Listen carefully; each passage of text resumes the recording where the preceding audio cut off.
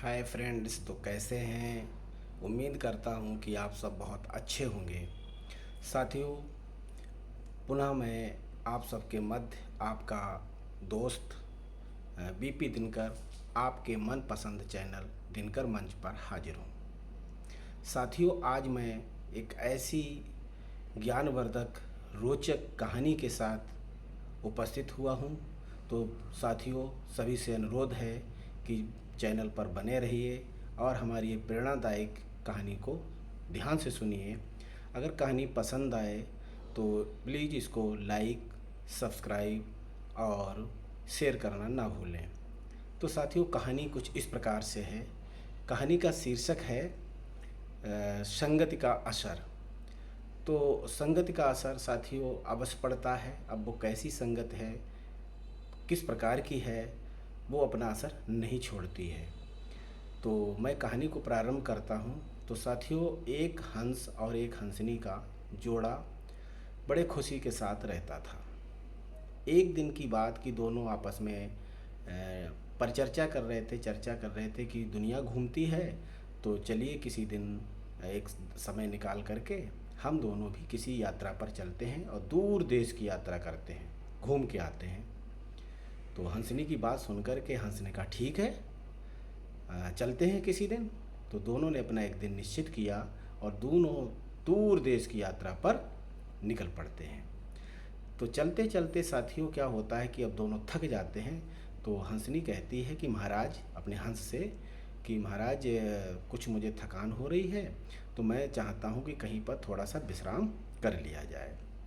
हंस ने कहा ठीक है, तो कहीं पर अगर ऐसी उचित जगह मिलती है तो वहाँ पर हम लोग विश्राम अवश्य करेंगे और उसके बाद पुनः हम अपने गंतव्य स्थान को रवाना हो जाएंगे।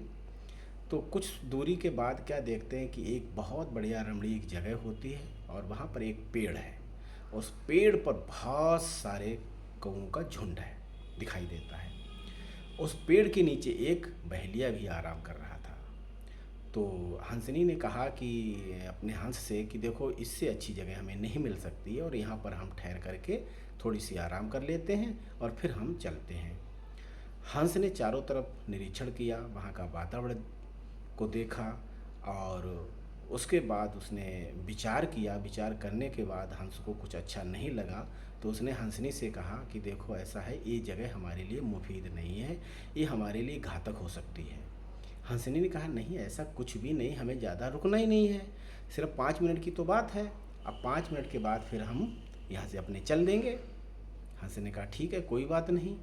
तो हंस और हंसनी दोनों उस पेड़ की डाली पे जाकर एक बैठ जाते हैं। बहुत सारे कौवे आपस में कलरव कर रहे थे, तो उनमें से एक कौवा जो था साइड से हट करके उसने क्या किया कि बीट कर दी, यानी टट्टी कर दी। और वो बीट जो थी वो बहेलिया के सर पे जाके गिरी। जब बहेलिया के सर पे बीट गिरी तो उसने अपना हाथ सर पे फेर के देखा तो वो तो बीट थी।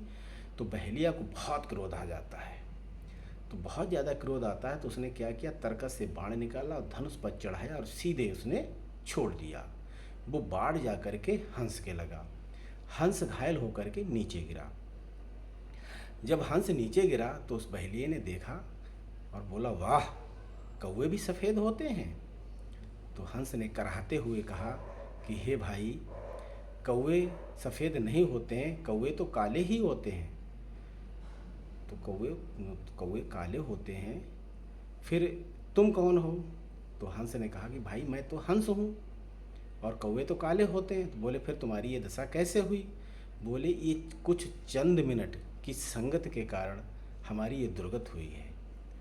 अगर हमने इनकी संगत ना की होती, इनके बीच में जाकर के हम आज ना बैठे होते, तो आज शायद हमारी ये गति नहीं होती।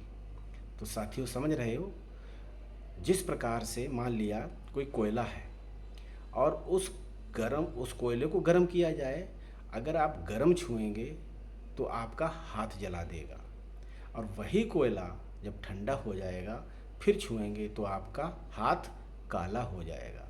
तो साथियों, संगति का असर नहीं छूटता है, अवश्य पड़ता है। तो हमें अच्छी संगत में बैठना चाहिए, अच्छे सज्जन लोगों में बैठना चाहिए। तो साथियों, ये कहानी आपको कैसी लगी? अगर आपको अच्छी लगी हो तो अपने कमेंट बॉक्स में अपने विचार दीजिए और इसको लाइक, सब्सक्राइब और शेयर कर दीजिए। और फिर मिलते हैं हम आपको एक नई जानकारी के साथ। तब तक के लिए साथियों, जय हिंद, जय भारत।